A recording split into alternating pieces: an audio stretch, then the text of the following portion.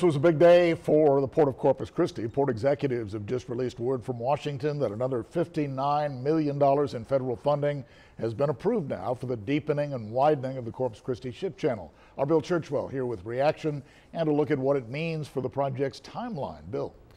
Port CEO Sean Strawbridge telling me tonight with the additional funding, there is now enough money for the Army Corps of Engineers to get started on the first part of that improvement project. The scope of the project is huge, with an estimated total cost of $360 million to deepen and widen a 29-mile stretch of the Corpus Christi ship channel, with the federal government responsible for 2/3 of that cost. This was a project that almost 18 months ago we had some real questions about.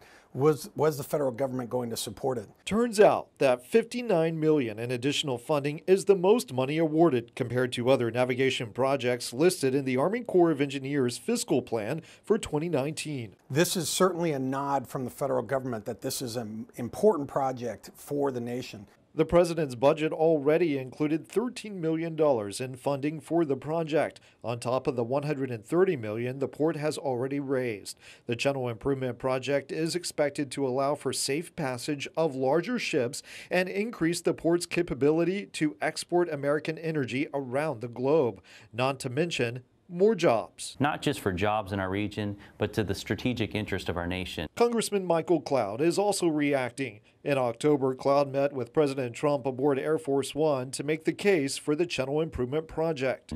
He was super enthusiastic and very responsive, and as a matter of fact, the next day he gave a speech in which he instructed staff to get it done. Now we expect the Corps of Engineers to fully perform on the execution of this project. And from beginning to end, the project is estimated to take about 4 years to complete. So if they get started in 2019, it should be fully completed by 2023. Back to you.